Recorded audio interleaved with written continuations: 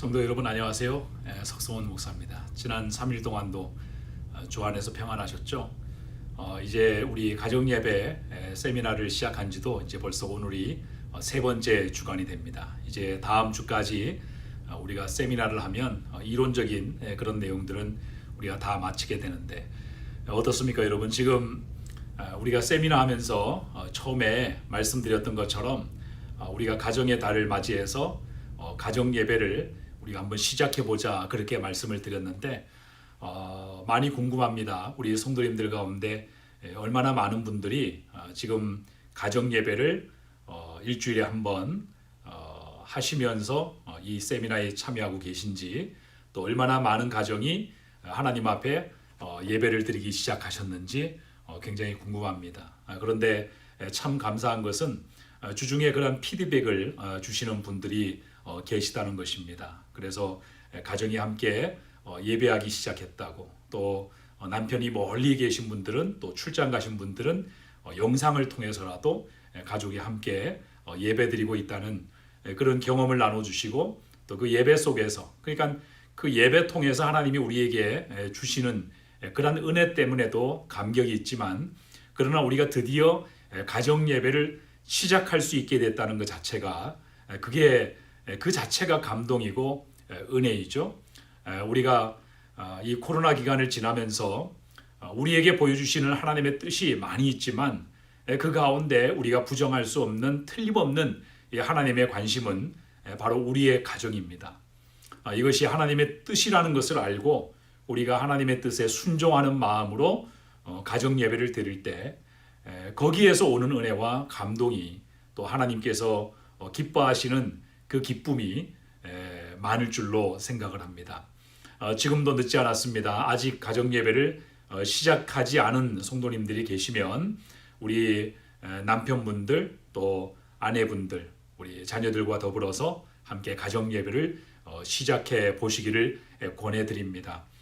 지난 시간에 말씀을 드렸던 것처럼 가정 예배가 꼭 1시간을 다 채울 필요가 없어요. 30분 정도 시간을 정해서 그 시간에 우리가 함께 모여서 하나님을 찬송하고 또 찬양한다는 것이 중요하고, 또 하나님이 주시는 말씀을 가지고, 그 말씀을 가지고 가족들이 함께 나눔을 하면서 우리를 향한 하나님의 뜻을 함께 공유하고 함께 발견해가는 이러한 모습 자체가 굉장히 중요한 것입니다. 그래서 여러분 꼭 이 가정 예배를 여러분이 순종하셔서 꼭 실천하시기를 바랍니다. 가족이 다 모이지 않고 혼자 계시더라도 가정 예배를 드리십시오. 그리고 남편이 예수님을 아직 믿지 않기 때문에 함께 예배하는 것이 어려운 분들도 일단 먼저 믿음을 가진 여러분이 먼저 예배를 시작하십시오. 그러면은 언젠가 온 가족이 함께 예배하는 날이 반드시 오게 될 것입니다. 자, 우리가 지난 시간에 두 번째 강의를 하면서 왜 가정 예배여야만 하는가, 왜 가정 예배를 드려야만 되는가, 그것에 대해서 우리가 살펴보았죠. 많은 이유가 있지만 그 가운데 5가지의 이유를 여러분과 함께 나눴습니다. 여러분 그 5가지의 내용을 다 기억하십니까? 첫 번째가 뭐였죠? 이 가정 예배는 무엇보다도 하나님의 축복을 경험하는 통로가 되기 때문입니다. 우리가 아브라함의 예를 들면서 이 부분을 우리가 살펴보았습니다. 우리가 가정 예배를 드리면 그 자체가 하나님을 기쁘시게 하는 일이고 온 가족이 하나님 앞에 나아가는 일이 되기 때문에 우리가 예배를 통해서 하나님의 복을 경험할 수 있습니다. 그것은 틀림없는 사실입니다. 그리고 두 번째가 뭐였죠? 가정 예배를 드려야만 되는 이유. 그 두 번째 이유는 가정 예배를 통해서 온 가족이 하나가 되기 때문에 그렇습니다. 그래서 이 부분은 우리가 노아의 가정을 통해서 살펴보았습니다. 노아의 가정이 아직 그 눈에 보이지 않는 홍수의 때를 하나님의 명령을 받아 준비하면서 이것이 노아가 그런 어떤 하나님의 명령을 받았지만, 그러나 온 가족이 함께 그 일에 동참하고 그 일을 섬겼던 것을 볼 때, 그렇게 가족들이 한 마음이 되어서 하나님의 명령을 수행하는 것을 볼 때 틀림없이 이 노아의 가정은 하나님을 예배하는 가정이었고, 또 이 노아의 가정이 하나님을 예배하는 가정이라는 결정적인 증거가 방주에서 나오자마자 그들이 가장 먼저 한 일이 뭡니까? 바로 여호와 하나님께 제단을 쌓고 제사를 올려드리는 일이었습니다. 이런 일은 예배가 습관이 되지 않으면 저절로 그렇게 하기가 어려운 일이죠. 방주에서 나오자마자 예배를 드렸다, 제단을 쌓았다. 이것은 그만큼 이 노아의 가정이 하나님께 제단을 쌓고 예배하는 일에 이미 습관이 형성이 되어 있었다는 것을 우리에게 보여주는 것입니다. 자, 그리고 가정 예배를 드려야 되는 세 번째 이유는 이 가정 예배는 부모가 자녀들에게 신앙을 전수시켜 줄 수 있는 가장 확실한 경험이 되기 때문입니다. 부모가 자녀에게 뭔가를 가르쳐서 신앙의 전수가 되는 것이 아니라 하나님을 이렇게 예배해야 된다는 것을, 또 이렇게 하나님 앞에 나아가는 삶을 살아야 한다는 것을 우리가 함께 경험하는 그것만으로도 우리의 자녀들에게 자연스럽게 하나님을 경외하는 믿음과 신앙을 이렇게 전수시켜주는 그런 아주 확실한 경험이 되죠. 우리의 자녀들이 예배하는 그런 분위기 속에서 성장을 하고 자라가게 되면 그 자녀 역시 반드시 예배하는 자녀들이 될 수밖에 없는 것입니다. 우리가 예수님의 참된 제자가 되는 것은, 하나님의 사람으로 우리가 성장하는 것은, 그것은 우리가 하나님을 만나는 자리에서 일어나는 사건이죠. 그래서 우리의 자녀들이 예배의 자리에 있는 것 자체가 하나님의 훈련을 받는 것이고, 또 하나님의 가르침을 받는 것이고, 또 하나님의 양육을 받는 그러한 과정이 되는 것입니다. 그래서 이 가정 예배는 우리 자녀들에게, 우리가 그동안 우리 부모님들이 가장 고민하고 가장 이렇게 중요하게 생각하는 것이 바로 우리 자녀들이 신앙의 문제 아니겠습니까? 신앙의 문제, 믿음을 갖는 것은 우리가 어떤 가르친다고 되어지는 것이 아니라 그것은 하나님이 주셔야만 되는 거기 때문에 그 믿음을 우리 자녀들이 가지게 하는 것, 우리 부모님들이 마음대로 할 수 없는 그런 일이었습니다. 그러나 우리 자녀들이 예배를 통해서 하나님 앞에 서게 되면 하나님의 사람으로 하나님께서 가꾸어 주시고 그렇게 양육을 해 주시는 것이죠. 그래서 가정 예배는 굉장히 중요한 것입니다. 그리고 네 번째 이유가 뭐였죠? 가정 예배는 재앙을 그치게 하는 능력이 된다 그랬습니다. 이것은 어떤 신비주의적인 어떤 그런 표현이 아니라 어떤 책의 제목처럼 가게에 흐르는 저주를 끊는다, 어떤 미신적인 어떤 그런 의미에서가 아니라 우리가 살다 보면 하나님의 부조하심 때문에, 하나님이 우리와 함께 하시지 않는 상황, 하나님이 우리와 함께 하지 않는 것이 아니라 우리가 하나님과 함께 하지 않기 때문에 우리가 어떤 어려움을 당하거나, 우리가 또 영적인 어려움을 당하거나, 또 삶에서 또 어려움을 당하는 경우들이 참 많이 있죠. 또 우리의 가정에 흐르고 있는 어떤 분위기, 우리의 가정의 분위기를 주도하고 있는 그 어떤 요소가, 그것이 하나님과 관계없는 것이고, 그것 때문에 우리의 가족들의 영적인 삶이 어려워질 뿐만 아니라 힘들어지는 그런 원인이 된다면, 우리가 하나님을 찾을 때 하나님께서 그 모든 것들을 다 제거해 주시고 하나님의 은혜로 채워주시게 되는 것이죠. 그래서 가정 예배는 재앙을 그치게 하는 그런 능력이 있다 하는 것입니다. 하나님이 우리와 함께 해 주시기 때문이죠. 자, 마지막 다섯 번째는 바로 가정 예배는 성결한 삶을 살게 하는 것이다, 그렇게 말씀을 드렸습니다. 하나님 앞에 나아갈 때 우리는 상대적으로 우리가 죄인이고 우리가 부족하다는 것을 발견하게 됩니다. 우리가 얼마나 연약한 그릇인가 하는 것을 더더욱더 깨닫게 되죠. 우리 스스로가 우리 자신에 대해서 자각하고 성찰하는 그런 것보다 훨씬 더 깊은 수준의 성찰과 자기 자신의 죄에 대한 각성이 하나님을 대면하는 자리에서 일어나게 되는 것입니다. 여러분 한번 생각해 보십시오. 우리가 하루에도 얼마나 많은 죄를 지으면서 살까요? 우리가 떠올릴 수 있는, 우리가 생각하고 기억할 수 있는 그러한 죄는 얼마 되지 않을 것입니다. 그러나 우리가 생각하는 것보다도 훨씬 더 많은 죄를 우리가 지으면서 살고 있죠. 우리의 마음으로 지은 죄, 우리가 마음으로 품은 죄들은 다 일일이 기억하기가 어렵습니다. 그렇지만 우리가 하나님 앞에 정기적으로 나아가는 그러한 시간을 가지게 된다면 하나님의 성령께서 우리 안에 있는 죄를 생각나게 하시고, 또 성령에 의해서 우리가 하나님 앞에 회개하고 또 우리 안에 있는 모든 죄들을 소멸시키는 그런 역사가 일어나는 것이죠. 그래서 우리의 영혼의 치유가 일어나고 회복이 일어나는 것입니다. 죄뿐만 아니라 우리가 얼마나 또 많은 상처를 경험하면서 삽니까? 직장 생활하면서도 또 사회생활하면서도 우리의 자녀들은 학교 생활하면서 많은 상처를 받습니다. 또 가정에서도 상처를 받죠. 그러나 가정에서 받은 상처라고 하더라도 우리의 자녀들이 가정 예배를 통해서 말씀 앞에 또 하나님의 임재 앞에 서게 되면 우리가 그런 어떤 상처까지도 하나님의 말씀으로 인해서 그렇게 다루어지고 하나님께서 회복시켜 주시고 말씀으로 다스려 주시는 그러한 역사가 반드시 일어나게 되는 것입니다. 그래서 가정 예배를 통해서 우리는 우리의 죄를 깨닫게 될 뿐만 아니라 우리가 하나님 앞에 회개하고 각성한 그 죄에 대해서 다시는 그 죄를 짓지 않겠다는 그러한 결단과 각오를 하나님 앞에서 하게 됨으로 말미암아 우리가 삶에서 동일한 죄를 반복하지 않게 되는 그러한 일을 경험할 수 있게 되는 것입니다. 그렇기 때문에 이 가정 예배는 굉장히 중요한 것이고 우리가 5가지를 나눈 그러한 내용만 하더라도 이 가정 예배가 우리에게 주는 유익, 이 가정 예배가 가지는 그 능력이 얼마나 대단하고 큰 것인가 하는 것을 우리가 잘 알 수가 있는 것이죠. 자, 이렇게 우리는 2번의 강의를 통해서 왜 가정 예배를 드려야만 되는가, 또 성경적인 이 가정의 의미와 개념, 그 원리에 대해서 우리가 살펴보았습니다. 자, 그러면 이제 우리가 이 원리와 하나님의 어떤 말씀에 따라서 가정 예배를 시작하는데 이 가정 예배를 우리가 드린다는 것, 시작한다는 것 결코 쉬운 일이 아닙니다. 굉장히 어려운 일이죠.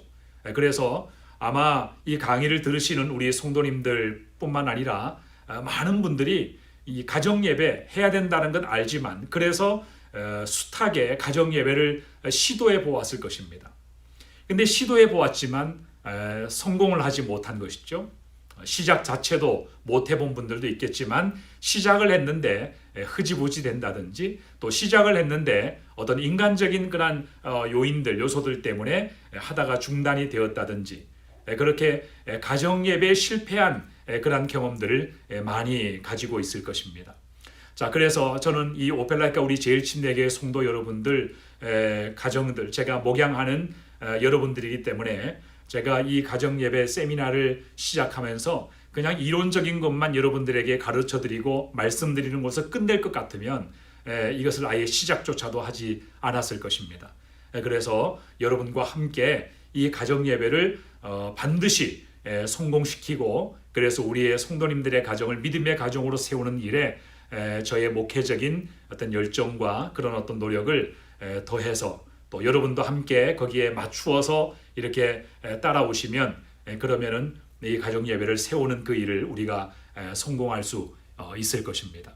자, 그래서 오늘 3번째 시간으로 가정 예배에 성공하려면 어떻게 해야만 되는가, 또 어떤 요소들을 우리가 고려해야만 되는가, 그런 부분에 대해서 우리가 이야기를 나누고 그리고 다음 주 마지막 강의 시간에는 이제 그 가정 예배의 실제 부분을 여러분과 함께 나누게 될 것입니다. 그래서 이미 여러분에게 나누어 드린 그 교환을 보시면 그 가정 예배의 여러 가지 예시들 또 지침들을 제가 따로 또 여러 페이지에 또 여러 내용들을 참고해서 거기에 담아 드렸죠. 그것을 가지고 여러분과 함께 나누면서 가정 예배를 이렇게 시작하십시오. 또 이렇게 드리십시오. 라는 그런 실제적인 부분을 함께 나누게 될 것입니다. 그리고 우리가 함께 이제 모여서 예배드리고 또 우리가 함께 교제할 날도 이제 얼마 남지 않았다고 생각을 하는데요. 우리가 함께 모이게 되면 우리가 가정이 함께 모여서 저와 함께 그 가정 예배를 또 실습도 하고 또 가정 예배를 위한 또 멘토링도 제가 가정별로 해드리고 또 남편들이 말을 안 들으면 제가 또 남성분들만 따로 모아서 이 가정 예배에 대해서 또 별도로 또 교육을 해드리고 이런 식으로 좀 집요하게 그렇게 나아가려고 합니다. 그래서 그런 어떤 소망과 또 어떤 결심을 가지고 우리가 함께 이 시간들을 했으면 좋겠고 가정 예배 프로젝트 이것을 우리가 잘 완수해 나갈 수 있었으면 좋겠습니다. 여러분 생각만 해도 가슴이 뛰지 않습니까? 생각만 해도 감격이 되지 않습니까? 우리 가정이 드디어 가정 예배로 하나님 앞에 설 수 있게 된다는 것, 그 참 감격스러운 일 아닙니까? 저도 생각만 해도 감동이 됩니다. 이런 일들을 하나님께서 우리 안에서 이루실 수 있도록 우리가 함께 기도하면서 그렇게 잘 준비했으면 좋겠습니다. 자, 오늘은 세 번째, 여러분 교환을 펼치시고 가정 예배에 성공하려면 우리가 고려해야 될 요소들, 또 우리가 어떻게 해야 되는지 그것을 오늘 간단하게 5가지로 나누어서 살펴보고자 합니다. 여러분, 우리가 가정 예배를 드리게 되면 여러 면에서 우리에게 유익이 있죠. 우리가 그동안 가정에 대해서 고민했던 많은 것들을 우리가 해결할 수가 있습니다. 여러분, 그동안 여러분이 가정에 대해서 고민했던 그 대표적인 그러한 이슈들이 어떤 것이 있었나요? 제가 부모님들하고 또 성도님들하고 이렇게 대화를 하다 보면 가정에 대해서 우리가 갖는 그러한 보편적이고 대표적인 고민이 한 4가지, 5가지 정도로 이렇게 요약이 되더라고요. 자, 어떤 것입니까? 가족 간의 관계이죠. 우리가 지금 가정의 달 말씀을 함께 살펴보고 있지만 가정에서 얼마나 많은 갈등이 일어나는지 모릅니다. 그래서 가정에서 가족들끼리 어떤 사랑의 관계가 파괴가 되어지고 또 서로 관계가 좁혀지지 않는, 날마다 어떤 부모와 자녀 사이에 또 부부 사이에 다툼과 또 어떤 반목과 또 미움이 어떤 자리 잡는, 가정은 천국 같은 곳이고 우리가 평안함을 누리는 그런 그 안식처인데 오히려 우리의 가정이 전쟁터가 되어져 버린 그러한 고민이 있지 않습니까? 우리가 가정 예배를 드리게 되면 바로 이러한 면에서 가정의 분위기가 또 가족 간의 관계가 사랑의 관계로 바뀌어지는 그러한 유익이 있는 것이죠. 그래서 그러한 갈등의 관계가 하나님 앞에서 해결이 되는 것입니다. 그리고 또 한 가지 우리가 가정에 대해서 고민하고 있는 문제점들이 뭐냐면 부모와 자녀 간의 소통의 어려움이죠. 우리 자녀들이 비교적 어릴 때는 이 부모님들하고 이야기가 통하고 또 부모님과 함께 소통하는 것이 가능한데 이제 아이들이 지식이 자라고 또 키가 성장하고 이렇게 자기 주관이 생기고 나면 이제는 부모님과 도무지 대화하려고 하지 않습니다. 속에 있는 깊은 얘기가 어려워지게 되고 그렇게 하는 것이죠. 더군다나 언어가 서로 통하지 않아서 특히 한인 사회의 어려움이 그런 것 아니겠습니까? 자녀들은 영어에 익숙하고 부모님들은 한국말에 익숙하기 때문에 그래서 서로 대화가 어렵고 서로 소통이 어려운 이런 문제가 얼마나 많은 이 가정의 문제를 야기시키는지 알 수가 없습니다. 그러나 우리가 동일한 말씀을 중심으로 바이블 타임을 통해서 함께 가족이 예배를 하면 우리가 서로 언어가 통하지 않아도 우리가 같은 말씀을 중심에 두고 하나님을 예배하고 찬송하기 때문에 우리는 어떤 언어적인 어떤 불편함을 넘어서는 하나님의 임재의식 속에서 하나가 될 수가 있습니다. 그리고 우리가 말씀을 똑같은 본문을 가지고 나누기 때문에 자녀들과 함께 영적으로 소통하는 것이 크게 어렵지가 않습니다. 저희 가정도요, 우리 셀리와 애니가 한국말도 뭐 비교적 어렵지 않게 하지만 이 아이들이 처음 미국에 왔을 때에 초등학교 2학년, 3학년이었습니다. 그러니까 지금쯤 되면 이 언어가 그때 수준에 멈춰져 있어요. 그래서 어른이 쓰는 용어 이런 것들을 이해하기가 어렵고 또 점점 더 이 아이들이 영어가 편하다 보니까 이렇게 한국말로 나누다가도 갑자기 영어로 바뀌어서 이렇게 이야기할 때가 있습니다. 그러나 우리가 같은 말씀을 가지고 우리가 서로 나눔을 하기 때문에 언어가 통하지 않아도 서로 통하는 부분이 있어요. 서로 그 소통하는데 어려움이 없습니다. 우리가 함께 기도하는 데도 그렇고 찬송할 때도 그렇고 전혀 그런 것을 느끼지 않습니다. 가정 예배라고 하는 그 사건 속에 우리가 함께 한 하나님을 공유하면서 우리가 있기 때문에 그러한 자녀와의 소통의 어려움이 그러한 해소가 될 수가 있고 또 자녀들이 좀처럼 자기의 이야기를 꺼내지 않는 그런 불편함이 있었지만 말씀을 중심으로 해서 서로 나누다 보면 드디어 자녀들이 하나님 앞에서 또 함께 예배하는 우리 가족들 앞에서 자기의 속에 있는 이야기들을 진실하게 이야기하는 그런 일들을 경험할 수가 있습니다. 그렇게 되면 자녀와 부모 간의 소통이 자연스럽게 해결이 될 수가 있는 것이죠. 그리고 세 번째는 자녀들의 영적 성장에 대해서 우리가 많은 고민을 갖고 있지 않습니까?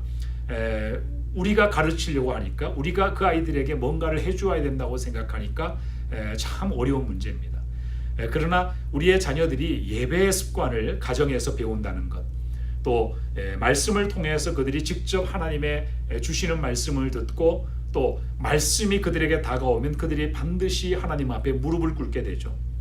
이렇게 되면 이 아이들은 그러한 어떤 예배의 경험 속에서 하나님과 가까워지게 되고 하나님 앞에 나아가는 그러한 기본적인 신앙의 그러한 모습을 갖추게 됩니다.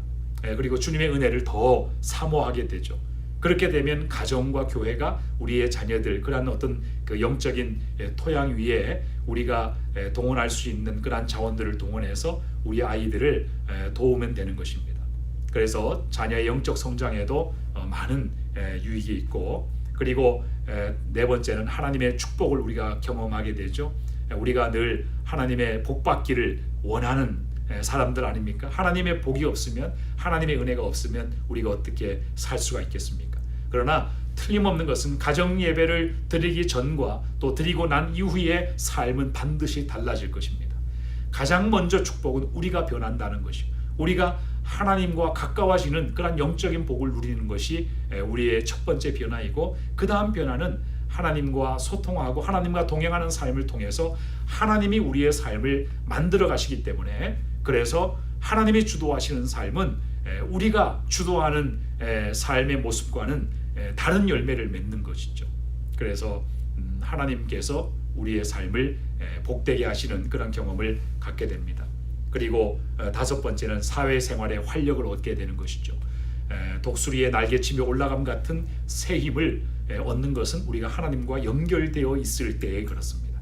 하나님과 연결되어 있을 때에 하나님의 능력이 우리에게 공급이 되는 것이죠. 그러나 하나님과의 관계가 단절되어 있으면 우리가 하나님의 능력을 공급받을 수가 없게 되는 것입니다. 그래서 우리가 가정 예배를 통해서 하나님과 이렇게 연결되면 하나님의 능력과 지혜와 또 하나님이 주시는 그 담대함이 우리에게 끊임없이 공급이 되어서 세상에서 우리가 살 때도 굉장한 활력과 용기와 또 이게 그 어떤 그 역동성을 가지고 우리가 힘있게 살아가는 그런 삶의 활력을 우리가 경험할 수 있게 되는 것입니다.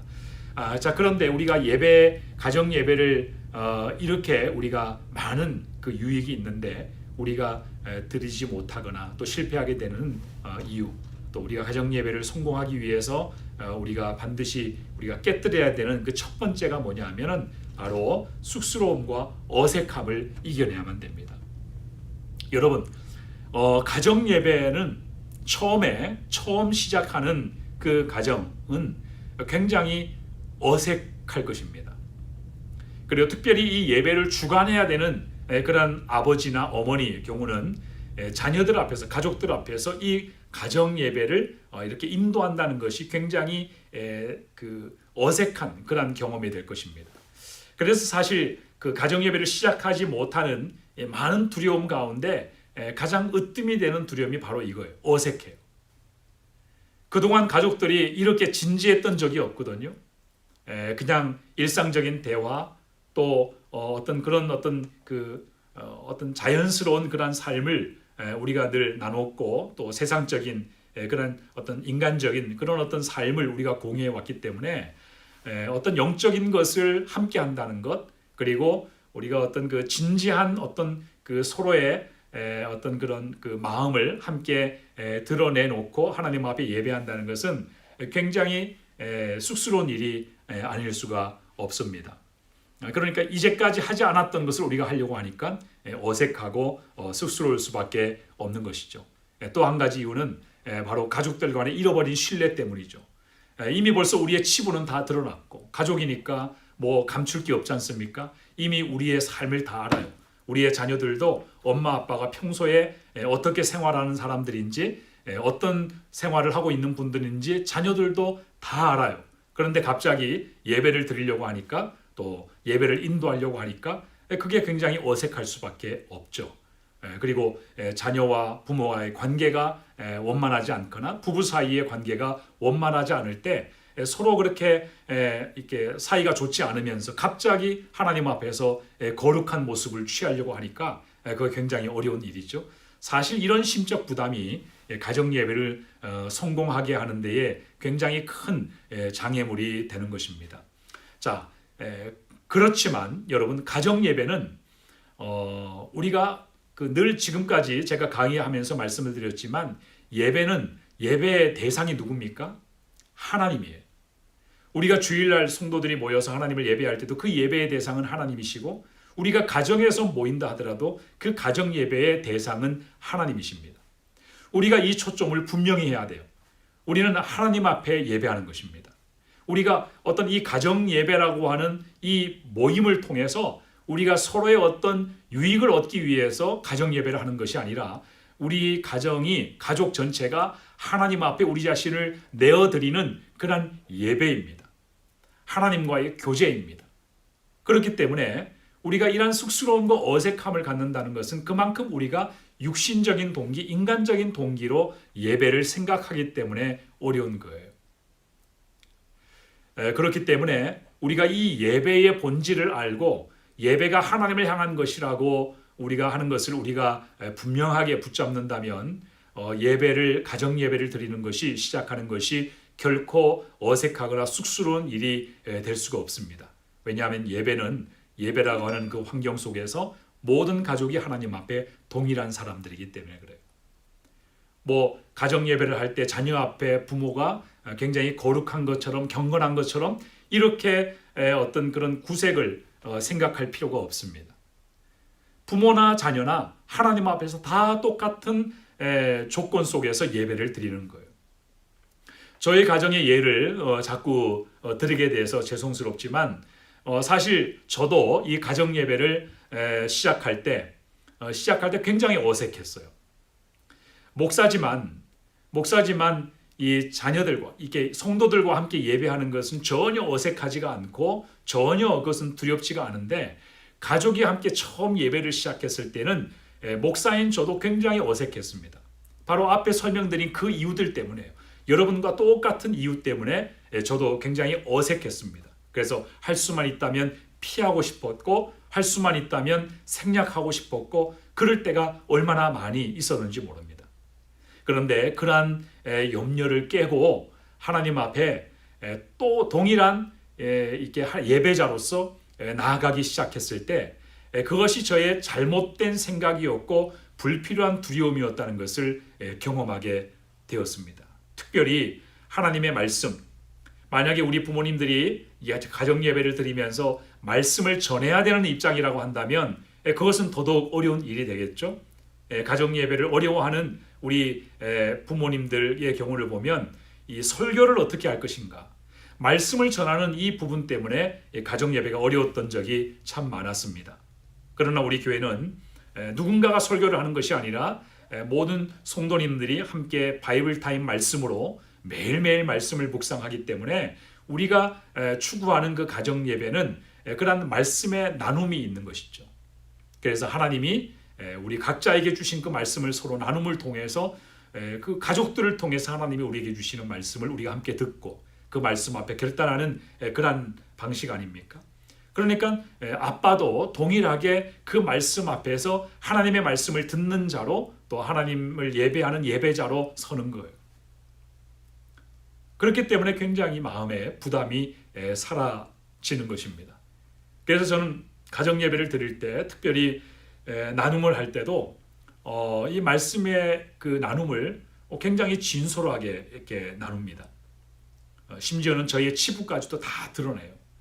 저의 어떤 약점이나 저의 고민이나 또 저의 어떤 실패했던 그런 일이나 그런 모든 절망적인 이야기들까지도 우리 자녀들에게 숨김없이 다 이야기합니다. 어렸을 때 저의 어떤 경험들, 정말 지우고 싶지만 지워지지 않은 그 어떤 내면의 상처들 이런 것까지도 우리 자녀들과 다 이렇게 나눕니다. 자, 이렇게 해야만 돼요. 이렇게 하게 되면 우리의 자녀들이 거기에서 무엇을 배우냐 하면 용기를 얻습니다. 아빠도 엄마도 우리와 똑같은 사람이구나. 우리가 가정으로 예배드리는 이 예배는 엄마나 아빠나 우리나 똑같은 하나님 앞에서 똑같은 연약한 그러한 존재로 하나님 앞에 나아가는 것이구나. 그것을 아이들이 보고 경험하면서 이 가정 예배가 매우 자연스러운 그러한 경험이 됩니다.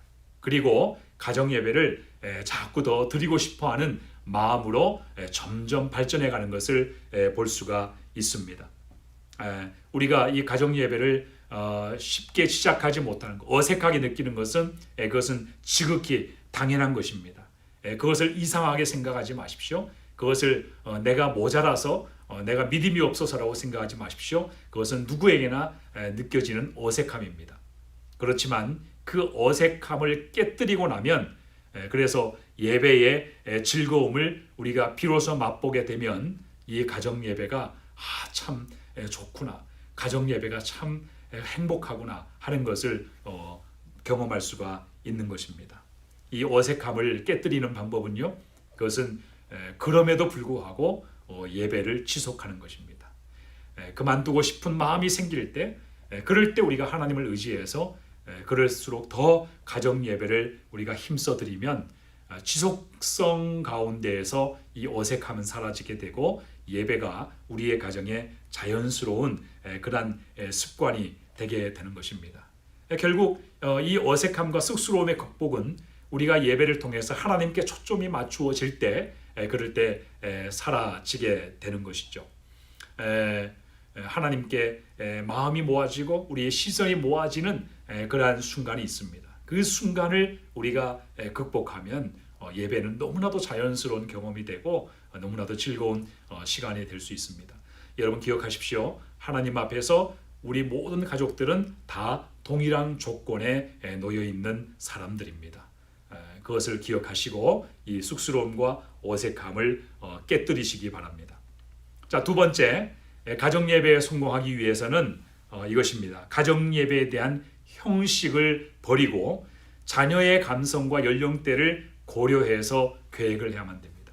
자, 이 예배 형식에 대한 이 고정관념을 여러분 깨뜨리시길 바랍니다. 예배는 어떠해야 된다라고 하는 그런 형식에서 여러분 탈피하셔야만 돼요. 꼭 우리 가정 예배를 어떤 분들은 그런 분들이 있어요.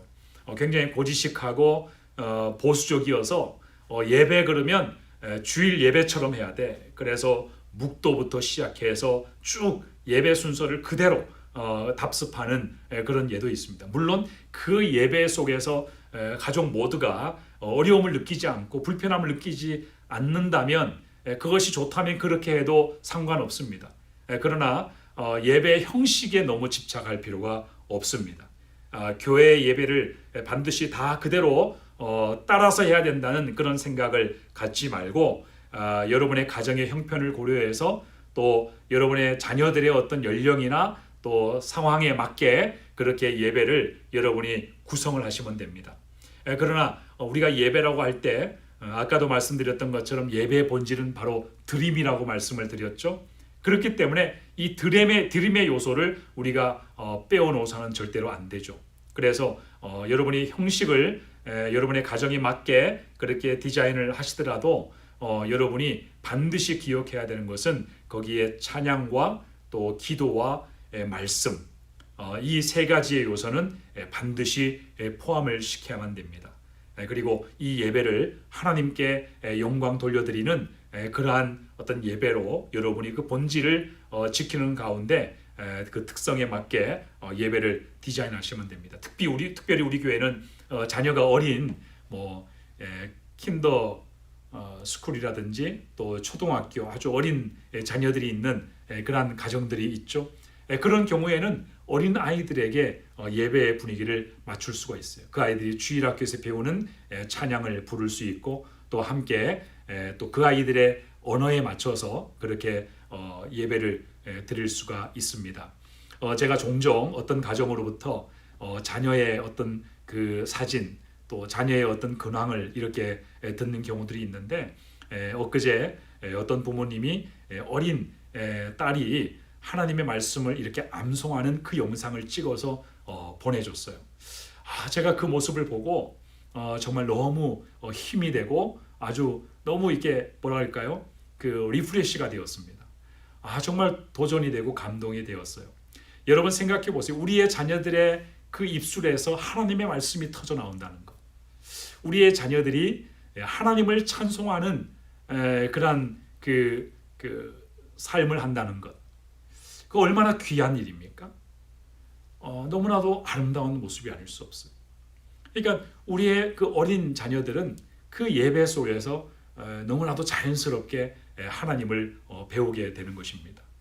자, 그래서 우리의 자녀들에게 맞게끔 또 부모님이 아빠가 그 성경의 이야기를 이렇게 들려주는 형식으로 예배를 드려도 괜찮습니다. 그리고 함께 또 두 손 모아 기도하는 그런 어떤 그런 그 예배 환경, 그런 속에서 우리의 예배도 하나님께서 기뻐하시는 그런 예배가 될 수 있습니다. 만약에 이 가정 예배가 너무나도 형식화가 되고 너무나 이게 정형화되게 되면 그 가정 예배는 그 짐이 되어서 그걸 지속적으로 해나갈 수가 없어요. 가정 예배가 너무 힘든 일이 되는 것입니다.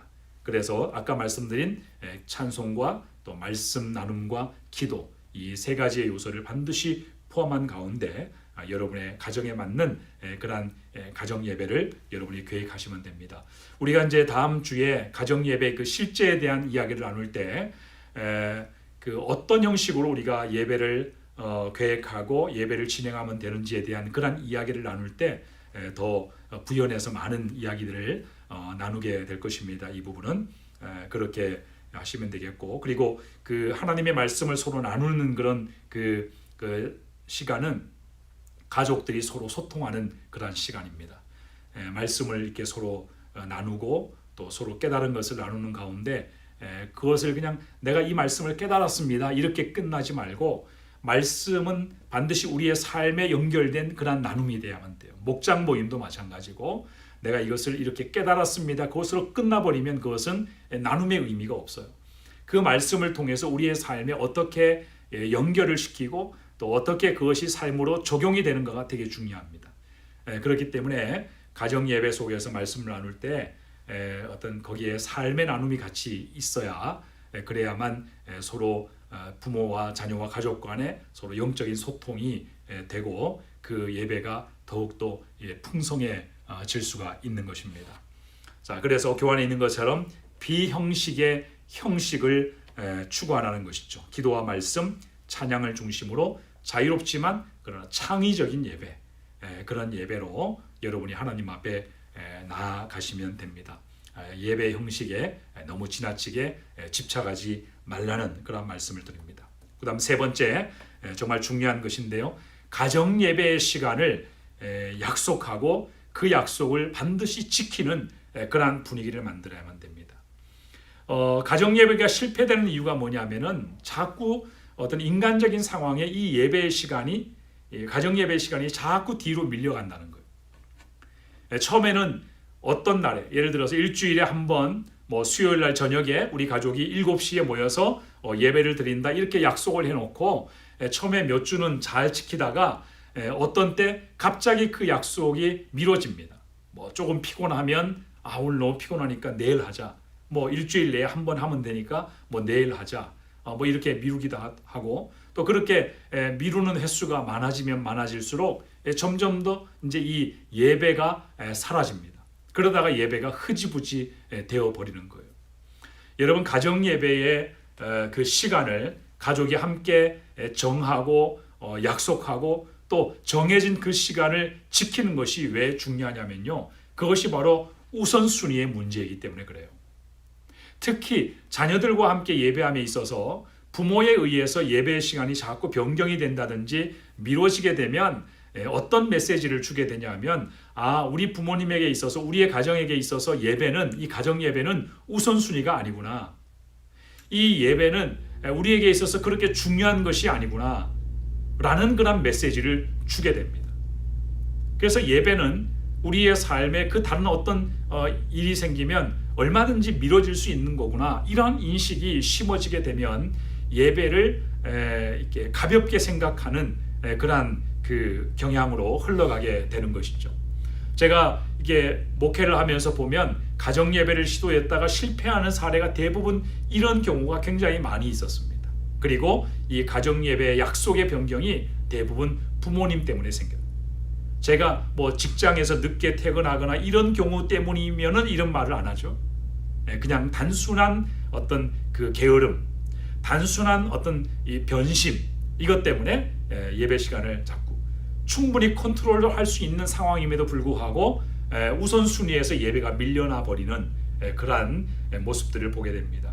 어쩌다가 부득이한 경우에 변경이 되거나 또 미뤄지는 일은 있을 수 있지만, 그러나 그것이 부득이한 경우가 아님에도 불구하고 그것이 상습적으로 그렇게 되게 되면 이 가정 예배에 실패할 가능성이 굉장히 높아지게 되는 것이죠. 자, 그래서 가정 예배를 시작할 때 가장 큰 함정이 이것이다.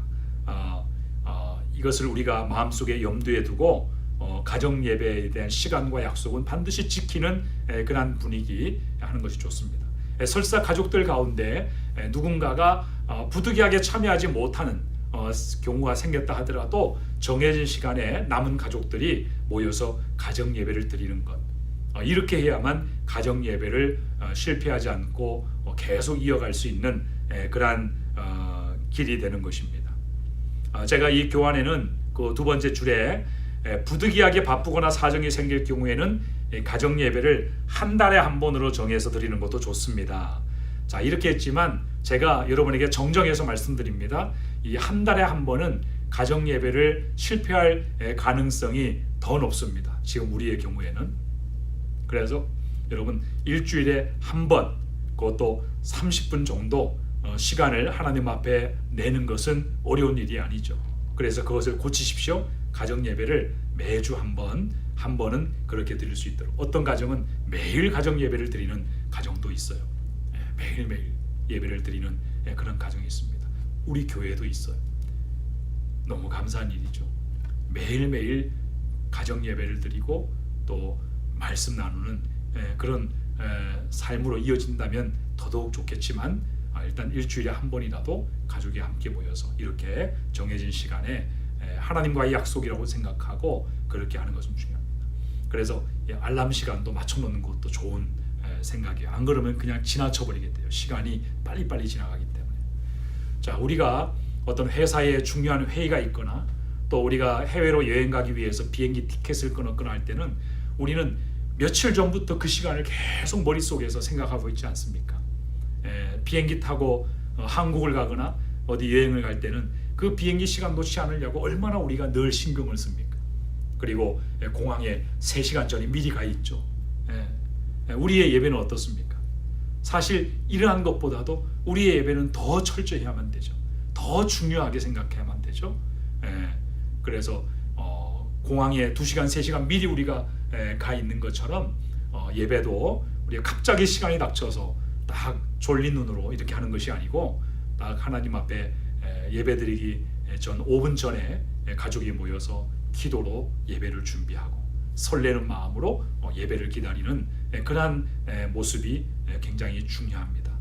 그래서 이 목장 모임도 마찬가지예요. 제가 우리 목장 모임 설명회를 할 때도 말씀을 드렸듯이 목장으로 모이는 그 모임 시간도 우리 목원들이 정확하게 지켜서 이 모임이 하나님과 함께 교제하는 이 영적인 모임이 우리의 모든 생활 속에 중심이 될 수 있도록, 그것이 우리 그리스도인들의 삶이죠. 그리스도인들은 항상 모든 우선순위에 하나님과의 관계를 놓는 사람들이에요. 정말 우리가 얼마만큼 성숙되어 있는 그리스도인인가 성도인가 하는 것을 우리가 판가름하는 척도 중에 한 가지가 그거예요. 어디에 우선순위를 두느냐 하는 것이죠. 자, 네 번째로 우리가 가정 예배에 성공하기 위해서는 가족이 모두 모여야 된다는 생각을 버려야 된다는 거예요. 자, 이것도 우리가 예배를 실패하는 그런 이유 가운데 하나죠. 자, 거기 한번 읽어보겠습니다. 가족이 전원 참석하지 않아도 가정 예배는 드릴 수 있습니다. 가정 예배는 자발적인 참여가 중요합니다. 권유는 할 수 있지만 강제성을 띠게 되면 오히려 반감을 갖게 됩니다. 혹시 정해진 시간이 되어도 귀가하지 않은 가족이 있다면 그냥 시작하십시오. 마치 교회에서 전 교인이 다 출석하지 않아도 정해진 시간에 예배가 시작이 되듯이 가정 예배도 마찬가지입니다. 가족이 다 모이지 않아도 때로 혼자일 경우에도 밖에 있는 가족들을 생각하며 기도하는 마음으로 가정 예배를 드려야 됩니다. 그것이 바로 가정 예배가 중단되지 않고 계속 지속되는 길입니다. 많은 가정들이 가정 예배를 결단하고 시작하다가 중간에 중단되는 이유가 바로 여기에 있는 것입니다. 가정 예배는 때로 혼자라도 드릴 수 있어야만 됩니다. 가정 예배는 가족 전원이 모여야 성립이 된다는 고정관념을 버리십시오. 여러분 충분히 공감할 수 있는 그런 이야기이죠. 그래서 다시 한번 말씀드립니다. 혼자라 하더라도 예배를 드리십시오. 절대로 예배가 멈추어지지 않게 하십시오. 그것이 중요합니다. 자, 마지막 다섯 번째로 가정 예배는 이것이 아까도 말씀드린 것처럼 우리가 하나님을 향해서 드리는 예배이기 때문에 이 가정 예배 자체가 우리가 기독교 가정이고 내가 신앙인이라고 하는 것을 어떤 증명하는 도구가 되거나 우리의 경건을 자랑하는 수단이 되어서는 안 된다는 거예요. 가정 예배 실패가 우리가 앞서 말씀드린 그 네 가지 경우는 우리가 예배 자체를 시작하고 또 예배를 지속할 수 있느냐의 그 여부에 관한 그 성공과 실패에 관한 것이지만 우리가 예배를 매주마다 정해진 시간에 앞에 네 가지의 사항을 다 지켜서 그 예배가 잘 이루어진다고 할지라도 예배 속에서 예배의 실패가 얼마든지 일어날 수가 있습니다. 우리가 주일날도 마찬가지 아닙니까? 주일날 예배를 드릴 때도 우리가 예배를 드렸다는 그 자체가 예배의 성공의 여부를 결정짓는 것이 아니라 우리는 하나님 앞에 예배 드리면서도 예배를 실패할 수 있어요. 자, 그 대표적인 예가 뭐죠? 바로 가인의 예배죠. 그는 하나님 앞에 제물을 가지고 나아갔어요. 자기가 수확해서 얻은 첫 열매를 가지고 나아갔습니다. 그러나 실패하는 예배죠. 하나님이 받으실 수 없는 예배였어요. 왜냐하면 그 예배는 순종하는 예배가 아니었기 때문에 그래요. 하나님이 원하시는 예배가 아니었기 때문입니다. 자, 우리의 가정 예배도요. 이 가정 예배 드리는 것 자체가 형식이 되거나 우리의 예배 대상이 하나님이라고 하는 분명한 그 초점과 마음가짐이 아니면 우리는 예배 속에서 예배를 실패할 수가 있습니다. 그래서 무엇보다도 온 가족이 하나님 앞에 예배 드린다는 마음으로 우리가 예배하는 것이 중요해요. 예배에 대한 올바르지 못한 태도도 역시 예배의 실패에 중요한 이유가 될 수가 있습니다. 여러분 하나님 앞에 우리가 예배할 때는요, 그것이 가정에서 드리는 예배라도 물론 우리가 편안한 복장을 입고 할 수 있지만 최소한의 어떤 그 예는 갖춰야 된다고 생각해요. 여러분 눈에 보이지 않는 하나님이지만 하나님은 중심을 보시지만 그 중심이 겉으로 드러나는 것이죠. 그 마음의 그 중심이 겉으로 드러나는 행위로 나타나게 되어 있는 것이죠. 우리가 어떤 사람을 만날 때 너무 중요한 사람을 만나게 되면 그 사람을 만날 때 우리가 굉장히 준비를 하지 않습니까? 복장도 준비하고 그리고 화장도 하고 또 몸가짐도 새롭게 하고 또 만남을 준비하지 않습니까? 마찬가지로 우리의 가정 예배도 또 모든 예배가 다 그러한 마음가짐과 진심을 가지고 예배를 드려야만 됩니다. 어떤 분들은 이 가정 예배가 이렇게 자기 과시의 수단인 그러한 가정도 있고 또 이것을 함으로 인해서 하나님이 영광을 받으시고 안 받으시고 이런 여부와는 관계없이 내가 만족하기 위한 수단으로 예배를 드리는 경우가 있습니다. 이런 부분은 우리가 성령님의 어떤 그 인도하심을 따라가지 않으면 성령님을 의지하지 않으면 우리는 얼마든지 그런 실패하는 예배를 드릴 수가 있어요. 여러분 가정 예배를 드리다 보면 여러 가지 우리의 예배를 방해하는 요소들 또 예배의 흐름을 깨뜨리고 또 하나님께서 받으시는 그런 예배를 실패하게 만드는 그러한 여러 가지 그 사례들이 있습니다. 어떤 지금까지 말씀드렸던 그런 이유 말고도 예배 시간에 우리의 시선을 분산시키는 그러한 것들이 있죠. 교회에 나와서 예배하는 것이 아니고 가정에서 편안하게 드리는 그런 예배다 보니까 가장 흔하게 보는 예가 뭐냐면은 예배를 드리다가 엄마가 갑자기 주방으로 뛰어가는 경우예요. 그런 경우는 없어야만 됩니다. 뭐 저희 집도 그런 적이 있어요. 그래서 제가 아내한테 막 이야기를 하게 됐어요. 뭐 밥을 이렇게 앉혀놓고 그 밥이 다 될 때까지 예배드리 이런 상황은 정말 분산을 흐트러뜨립니다. 왜냐하면 밥이 익어서 이렇게 밥솥에서 칙칙 소리가 나면 또 이게 그 소리가 방해가 되죠. 그리고 국이 끓고 있으면 엄마가 또 움직이죠. 이렇게 자꾸 이렇게 시선을 주의를 분산시키는 그런 요소들이 있게 되면 가정 예배를 굉장히 어렵게 만듭니다.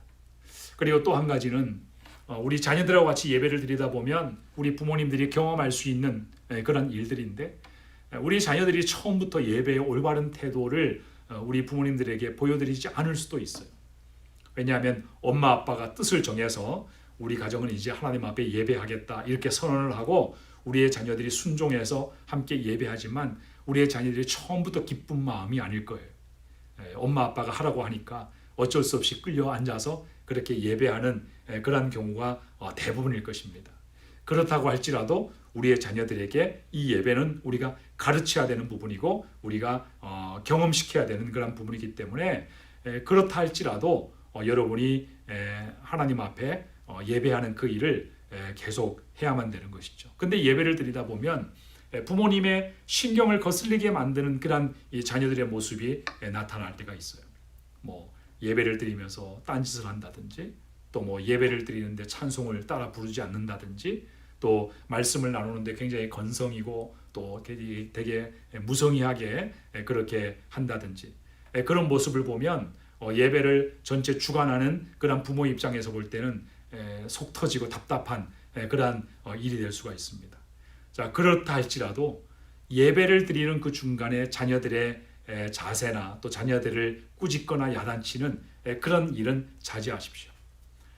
만약에 자녀들에게 어떤 그런 자세나 예배에 대한 어떤 그런 태도를 여러분이 바로잡아 주기를 원한다면 예배가 끝나고 그리고 좀 어느 정도 시간이 흐른 다음에 그것을 전체 가족이 있는 자리에서 우리가 예배에 대해서 또 예배는 어떻게 드려야 되는지 이런 것들을 자녀들에게 이해를 시키고 설득을 시키고 또 그것을 또 자녀들이 그런 예배에 적응할 수 있도록 기다려주는 그런 지혜가 필요합니다. 그래서 예배를 드리는데 갑자기 예배 드리다가 아빠가 너 왜 찬송 안 해? 그러면서 막 핀잔을 준다든지 또 지적을 한다든지 이렇게 되게 되면 예배의 그 의욕을 좌절시키는 것이죠. 그리고 예배의 분위기가 갑자기 주저앉게 되는 것입니다. 그렇게 되면 예배가 그냥 실패로 끝나버릴 수도 있어요. 그래서 무엇보다도 가정 예배는 우리 인간적인 동기, 육신적인 어떤 동기, 어떤 그런 어떤 중심을 가지고 하는 것이 아니라 하나님을 향한 그런 예배가 될 수 있도록 최선을 다해서 예배하는 것이 굉장히 중요한 것입니다. 자, 이 오늘 세 번째 이 강의 예배에 성공하려면 이 내용이 굉장히 당연하지만 그러나 매우 중요합니다. 가정 예배를 시작할 때 우리를 이렇게 넘어지게 하는 요소들이 여기에 다 담겨져 있어요. 그래서 우리가 다음 시간에는 그 가정 예배 실제에 대한 부분을 할 때 오늘 했던 이런 얘기들이 연결되어서 또 이렇게 부연해서 이야기가 될 수 있겠지만 이것을 여러분이 염두에 두고 가정 예배에 꼭 성공할 수 있는 여러분이 되시기를 바랍니다. 자, 여러분이 이러한 어떤 그 이론적인 내용들을 이제 우리가 3주간에 걸쳐서 배웠습니다.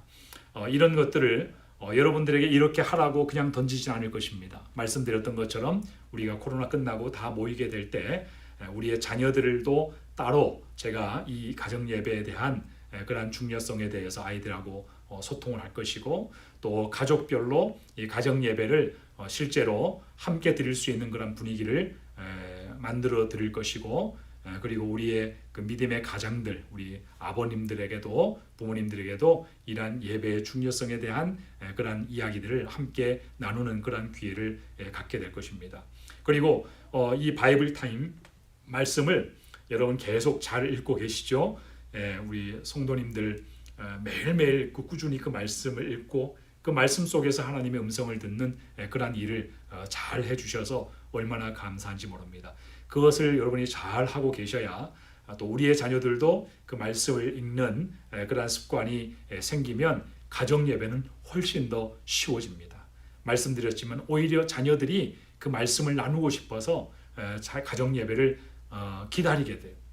그런 현상이 일어납니다.